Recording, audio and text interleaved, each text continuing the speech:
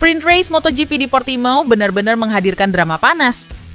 Alex Marquez tampil luar biasa, start dari posisi kelima, tapi akhirnya justru keluar sebagai pemenang setelah pertarungan ketat dengan Pedro Acosta. Bagi Alex, kemenangan ini bukan hanya soal kecepatan, tapi juga soal strategi dan ketenangan. Sejak awal, pembalap Gresini Ducati itu tahu ia punya potensi besar. Meski sempat kecewa karena kesalahan memilih ban depan saat kualifikasi, Alex bangkit di balapan pendek ini. Ia langsung tancap gas, melakukan beberapa overtake berani di tikungan pertama dan mulai memburu para pemimpin lomba. Namun, titik paling menarik justru terjadi ketika Pedro Acosta mengambil alih posisi terdepan. Alih-alih panik, Alex justru memperhatikan perubahan ritme. Ketika Bezzecchi memimpin, kecepatannya sangat tinggi. Tapi begitu Acosta di depan, pace-nya turun dan itu membuat semuanya lebih mudah bagi kami di belakang, ujarnya. Pernyataan itu menggambarkan betapa cerdiknya Alex membaca situasi. Ia menunggu momen tepat untuk menyerang dan tahu bahwa tikungan terakhir menuju garis start adalah area kekuatannya. Dengan gaya balap halus tapi agresif, Alex akhirnya berhasil menyalip Acosta dan mempertahankan posisi hingga finish. Meski meraih kemenangan, Alex tetap merendah.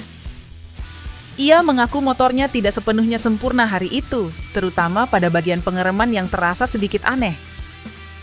Setelah finish, Alex bahkan sempat bercanda dengan kakaknya, Marc Marquez, yang baru saja meraih penghargaan BMW M Award. "Kamu menang mobil, aku menang sprint," ujarnya sambil tertawa. Kini, kemenangan sprint ini menjadi modal besar untuk race utama hari Minggu. Alex tahu persaingan bakal makin ketat, tapi performa hari ini menunjukkan bahwa dirinya bisa jadi ancaman serius. Bukan hanya bagi Acosta, tapi juga bagi para pembalap papan atas lainnya. Pedro Acosta kembali menunjukkan kelasnya di Portimao, cepat, berani, dan tak kenal menyerah.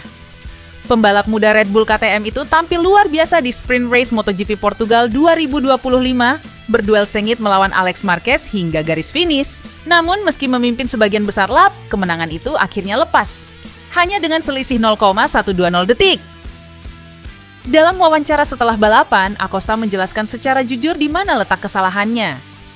Ia tidak menyalahkan motor, ban, atau strategi, tetapi mengakui bahwa ada satu titik krusial di sirkuit Algarve yang menjadi penentu hasil. "Kami cepat di hampir semua bagian trek, kecuali di tikungan kanan terakhir. Di situ Alex dan motor Ducati benar-benar unggul. Kami kehilangan sedikit kecepatan keluar dari tikungan, dan itu cukup untuk kehilangan peluang menang," ujar Acosta. Ya, di tikungan terakhir Portimao, sektor paling teknis dan bergelombang, Ducati milik Alex punya traksi dan akselerasi yang lebih kuat.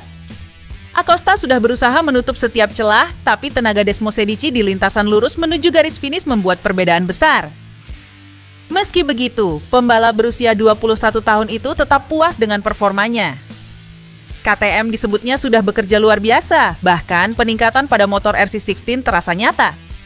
Namun, ia menegaskan bahwa sektor terakhir sirkuit adalah PR utama jika ingin menantang Ducati hingga tuntas. Selain itu, Acosta juga menyinggung soal ban belakang yang menjadi faktor penting untuk balapan Minggu. "Kami belum punya banyak data soal ban belakang di sini, jadi besok akan jadi tantangan bagi semua," katanya. Bagi banyak penonton, aksi Acosta di sprint Portugal adalah bukti bahwa ia sudah siap menjadi ancaman nyata bagi pembalap papan atas. Meski kehilangan kemenangan tipis, semangat juang dan kecepatan mudanya membuat balapan itu menjadi salah satu duel terbaik musim ini. Debut di MotoGP memang tidak pernah mudah dan Nicolo Bulega baru saja merasakannya secara langsung di Portimao. Mantan juara World SSP yang kini menapaki level tertinggi bersama Ducati pabrikan itu tampil menjanjikan di awal akhir pekan, namun justru terjebak oleh gaya balap lamanya sendiri saat sprint race. Sabtu pagi, Bulega tampak percaya diri. Di sesi latihan, ia mampu bertarung di posisi ke-13, menunjukkan adaptasi cepat terhadap Desmosedici. Tapi begitu lampu start sprint race padam, segalanya berubah.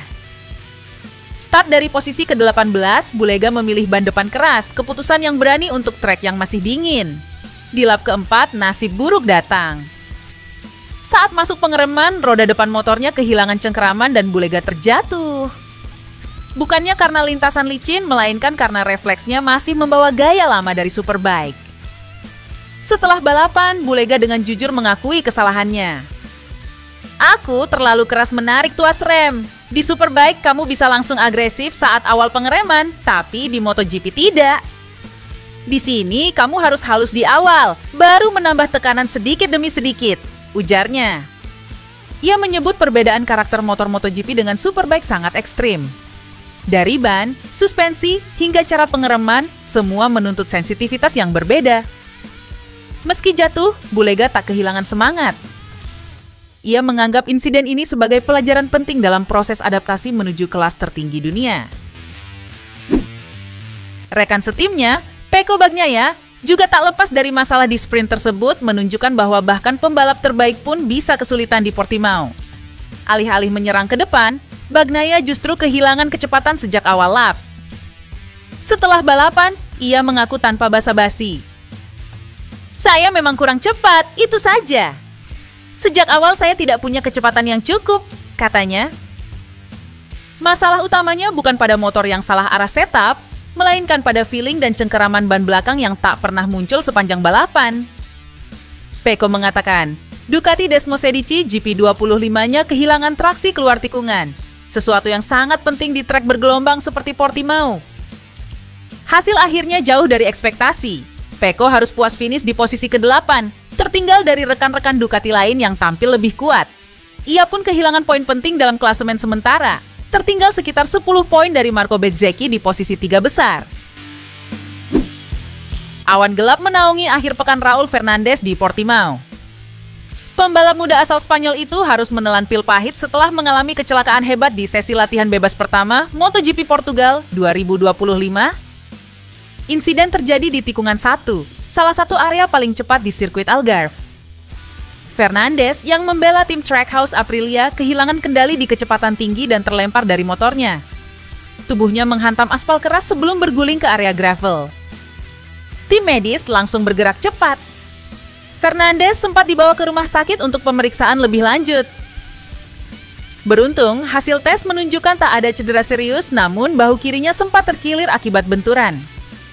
Meski belum pulih sepenuhnya, semangat balapnya membuat ia kembali turun di FP2 pada Sabtu pagi yang berlangsung dalam kondisi lintasan basah. Hebatnya, ia masih mampu mencatat waktu ke-8 tercepat meski hanya melahap 6 lap. Namun, rasa sakit di bahu tak bisa ditahan lebih lama.